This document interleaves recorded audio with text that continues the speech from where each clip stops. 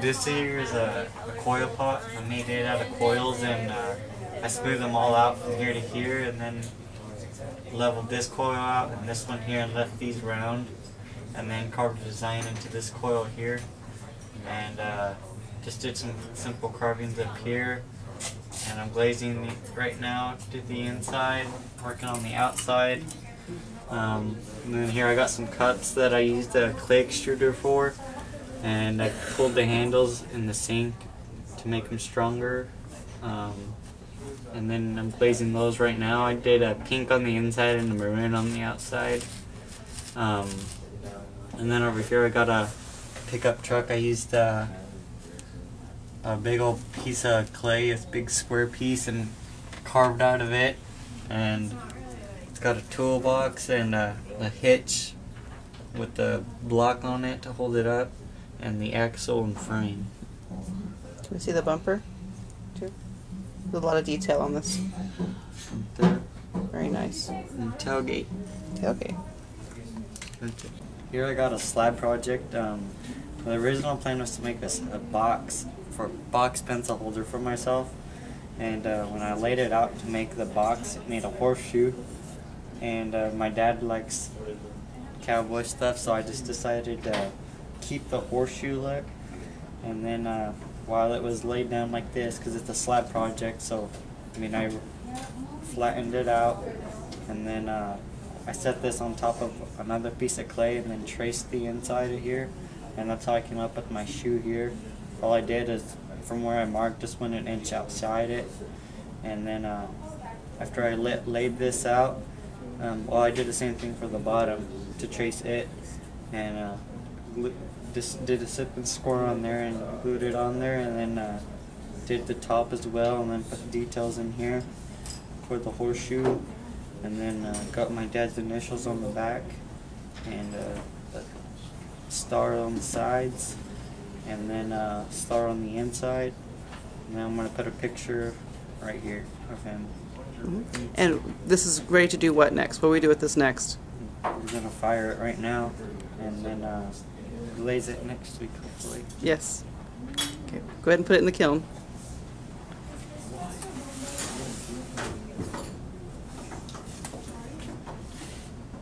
Well, this pot. Okay, ready? Are you Okay. What construction is this? It's a coil pot that I smoothed out, and then I put engobe over it and carved over the engobe, and then I glazed it, and then I put clear glaze over the top. Very nice.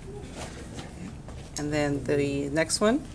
It is a pinch pot, and I pinched the ridges, and now it is bisque, and I'll glaze it next. Okay. And this is a slab pot that I put stamps on and made the textures, and then I molded the flowers and scored it and slipped them on, and now I'm glazing it. Okay, well, I got a piece of slab of clay and then molded the horseshoes, and then I carved out all the etchings, and then I stuck them together with some slip, and then it went into the kiln, and then I am now glazing it. It's a bisque because it's white. awesome. I'm going to zoom in. Victor's coil pot. It started out with a slab for the base. Victor's our cameraman right now. Then we wrapped pieces of clay, like long snakes of clay, over and over again to make the design. He smoothed both the inside and the outside. Then he applied a layer of black engobe and then a handprint of brown engobe on the outside. Then it fired a bisque fire, and after he bisque fired, then he applied a clear glaze, which gives it a shine. And over here, this one is a slab project. It also started out with a slab for the base. Then he made 4 slabs for the walls. He had to use heavy objects to keep the walls up as he worked both the inside and the outside to join the pieces with slip and score. Eventually it was firm enough that it was able to stand up on its own weight. Then he used a very interesting glaze combination. It's a flat red glaze out here, and then on the inside he used a very loud crystal glaze and then dripped crystal glaze along the outside here. Now these three plates over here are also a slab project. It's a very loose, fun slab project. We start out with a styrofoam meat tray. It could be any other form, just something to give the clay something to rest on, because it's very floppy at first. You just need something to give it a form.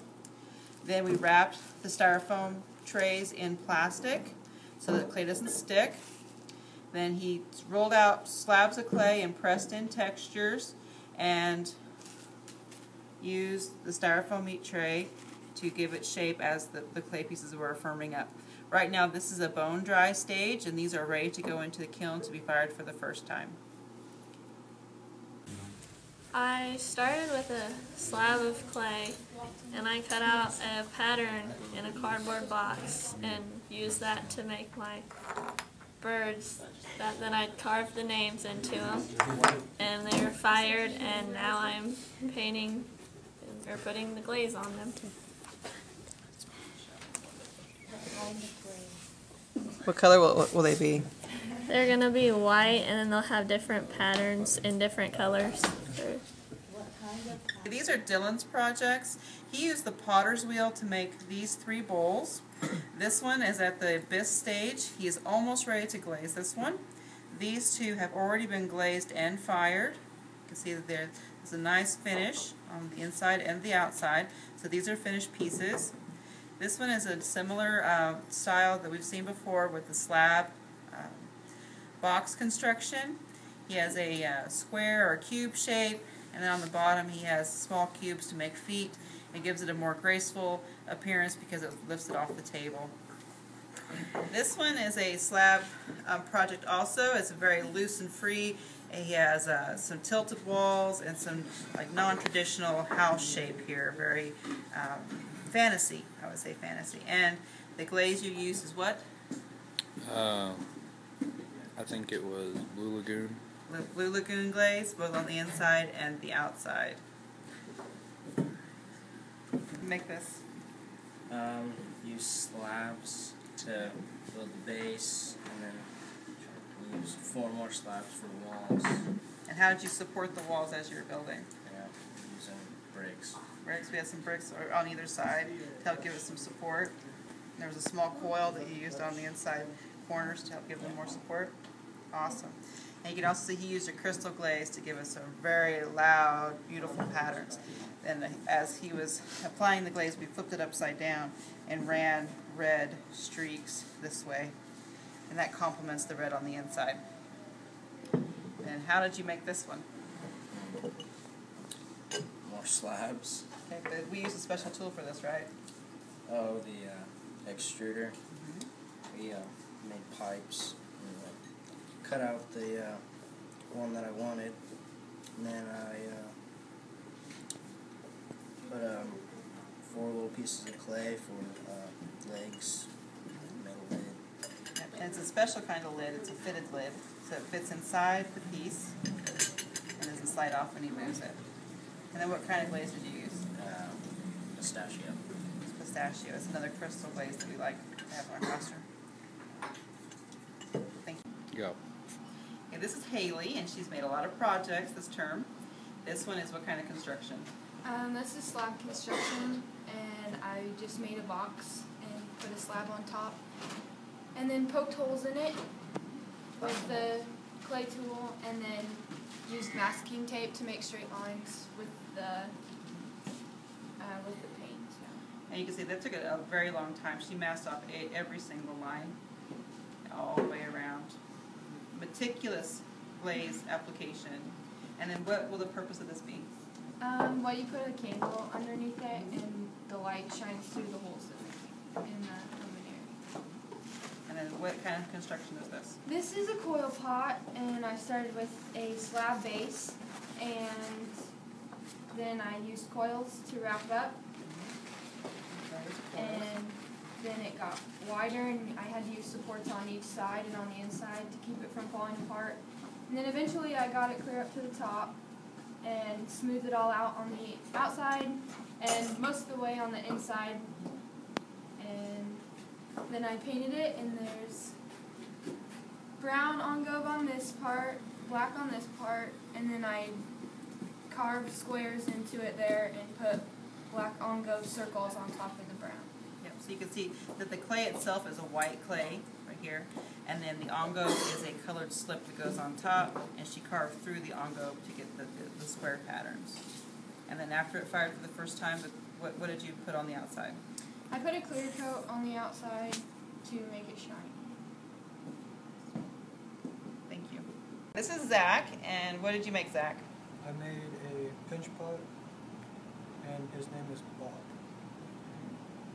I made a slab base, cut a hole in it so it didn't explode in the kiln, and made coils for the sides and the mouth, and then a ball of clay for the eye.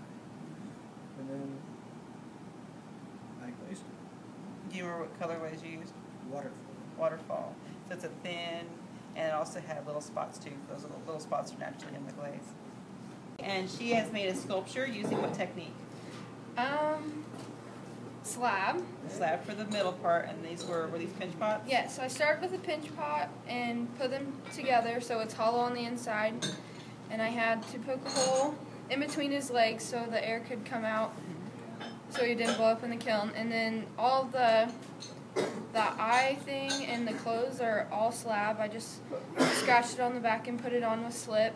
And the hands are also like that. I built them and then stuck them onto the arms, as well as the legs and the feet.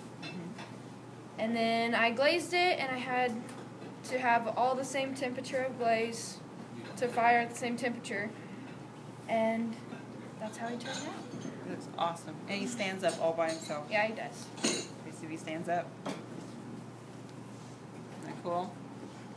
Thanks, Chloe, and she has a violin sculpture. Chloe, how did you make your violin sculpture? I started off with a simple slab, and then I carved it to the shape of a violin. I didn't trace anything. Then I made a short slab and outline. To build up the walls. Yes, build up the walls. Then I made another slab to go identical with this one. And how did you keep this from sagging here in the middle?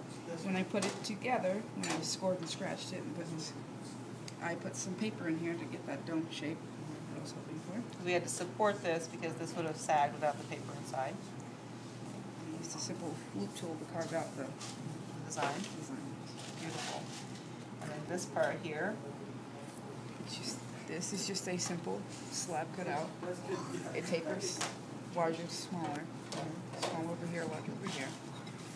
Then I use subtractive technique to carve out this part right here. It's the top of the violin. It would hold the strings. There would be knobs over here. Okay. Then this part goes here. It's just part of the violin. I just carved it out with a needle tool. Eventually these will all be attached with a special glue. And then this part would fit here. And then what else will you add to the finished sculpture? I will make little knobs for over here, and then I'm going to add string over here to tape or use epoxy and keep it on there. Yep. So eventually you'll paint this? Yes, I will eventually paint it. I don't know if I'm going to glaze it or not. You'll probably use paint. Yeah. So you can see that Chloe has a very ambitious slab construction sculpture.